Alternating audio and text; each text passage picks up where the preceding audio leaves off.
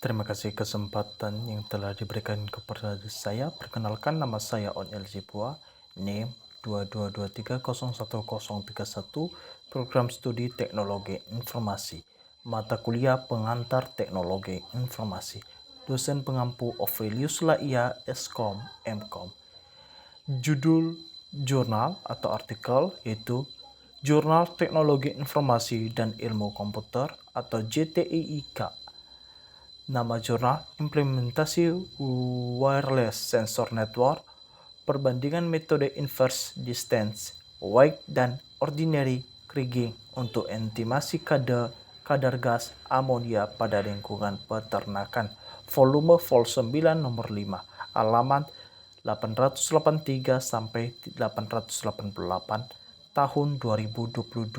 Penulis Imam Ahmad Asyari, Retno Agus Setiawa, dan Khurun Nisa. Latar belakang: Wireless Sensor Network atau WSN akhir-akhir ini sedang hangat diperbincangkan karena sangat membantu para pengusaha industri peternakan dalam mengatasi bau yang dihasilkan oleh hewan ternak yang dapat mengganggu aktivitas masyarakat sekitar industri. Alat WSN ini juga telah dikombinasikan oleh metode komputasi. Kata lain, metode ini yaitu metode interpolisasi yang dimana dalam mendeteksi curah hujan yang akan datang agar alat WSN dapat berjalan dengan baik. Metode ini juga bermanfaat dalam pencemaran lingkungan terutama tanah. Dalam metode ini digunakan alat di mana bekerja sama dengan dalam upaya agar lingkungan sekitar tidak tercemar. Dalam alat ini ada yang mendeteksi curah hujan, ada alat yang mengolah udara segar, dan akhirnya disalurkan ke masyarakat sekitar. Masalah dalam penggunaan alat wireless sensor network WSN ini membutuhkan biaya yang sangat mahal. Beberapa perlengkapan perlu dibangun untuk membangun perangkat WSN sesuai dengan kebutuhan. Sebagai contoh, pemanfaatan WSN di lingkungan perkantoran untuk pemantauan banjir, pemantauan gas berbahaya di lingkungan perkotaan. Perlu biaya mahal untuk mengimplementasikan perangkat WSN dalam mengatasi permasalahan tersebut. Walaupun demikian, para pengusaha industri peternakan menggunakan alat ini untuk mencegah penyakit terhadap hewan ternak mereka agar tidak mendapat kerugian yang sangat besar. Tujuan dari penggunaan alat wireless sensor network ini agar kita dapat ingin mendirikan usaha industri peternakan agar tetap menjaga kesehatan sekitar kita berada agar tidak merugikan orang lain dan diri sendiri. Metode interpolisasi adalah sebuah metode yang dianggap lebih dekat satu sama lain, yang lebih mirip daripada yang lebih jauh. Interpolisasi metode yang paling umum adalah metode inverse jarak bobot dan kriging biasa. Metode inverse distance weighting atau IDW adalah sebuah metode interpolisasi parsial dengan asumsi bahwa setiap titik input memiliki efek lokal berkurang dengan jarak. Hasil pembahasan dalam penggunaan alat ini telah diuji coba pada perusahaan industri peternakan sengan dan amonia dikumpulkan pada peternakan broiler dengan luas 720 kandang meter persegi, ukuran kandang 60 kali 12 meter. Jumlah ayam kampung ada 11.000 ekor. Penempatan sensor di kandang depan, tengah, dan belakang di mana jarak antar sensor depan dan sensor tengah 28 meter, sedangkan sensor tengah dan belakang berjarak terpisah 32 meter. Kita masuk pada jurnal kedua, yaitu judul artikel atau jurnal Teknologi Informasi dan Ilmu Komputer JTIIK. Nama jurnal Sistem Pelacakan Dokumen Berbasis Seluler dan Kode QR. Volume 9 nomor 3, halaman 453 sampai 462 tahun 2022. Penulis Monantan Alfia Reza dan Nori Wilantika.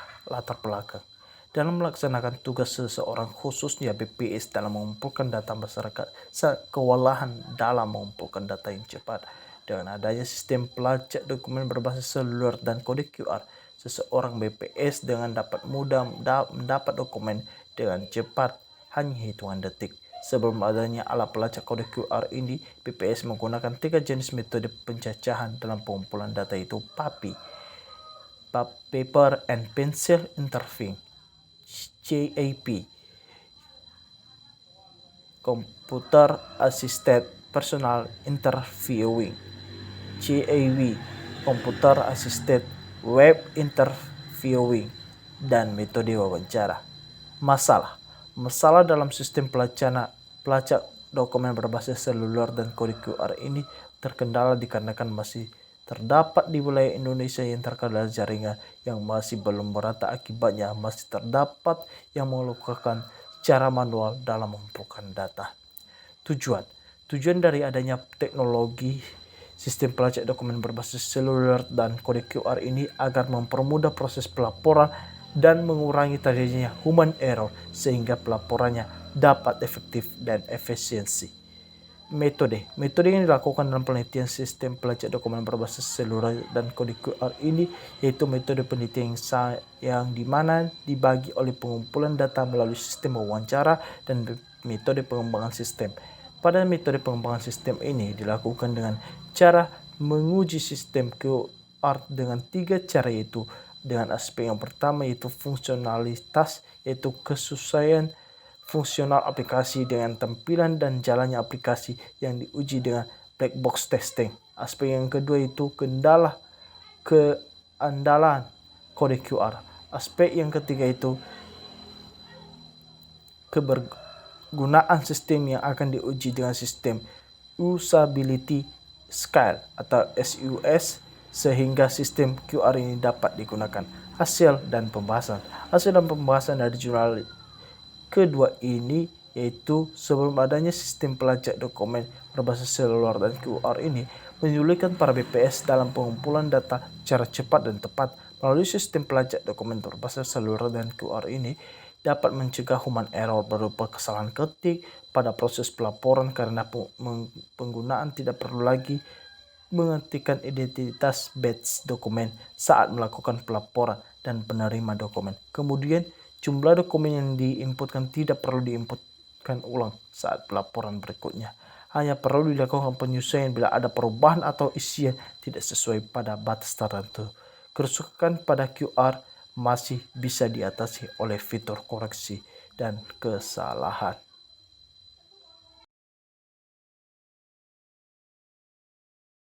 Sekarang kita masuk pada jurnal ketiga, judul jurnal atau artikel Jurnal Teknologi Informasi dan Ilmu Komputer JTIIK. Nama jurnal Analisis Pengaruh Faktor Teknologi, Organisasi, dan Manusia terhadap Kesuksesan Penerapan E-Voting System atau Studi Kasus Pemilihan Mahasiswa Raya Universitas Brawijaya. Volume 9 nomor 5, halaman 889 sampai 900 tahun 2022.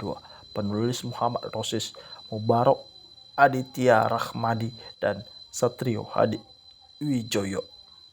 Latar belakang. Dalam perkembangan teknologi saat ini dimanfaatkan oleh salah satu universitas yang ada di Indonesia seperti Universitas Brawijaya. Mereka menggunakan kecanggihan teknologi dengan menggunakan pemilihan secara e-voting. Pemira UIB merupakan sarana mahasiswa dalam berdemokrasi. Akan tetapi selama ini masih didapati beberapa permasalahan dan penerapan e-voting Pemira UB. Pada faktor manusia terdapat permasalahan di mana presentasi penggunaan sistem e-voting masih belum mencapai target, serta di bawah 50% dari keseluruhan mahasiswa. Kemudian pada faktor teknologi yaitu permasalahan server down sering terjadi secara bersamaan di beberapa fakultas yang mengganggu jalannya kegiatan Pemira UB.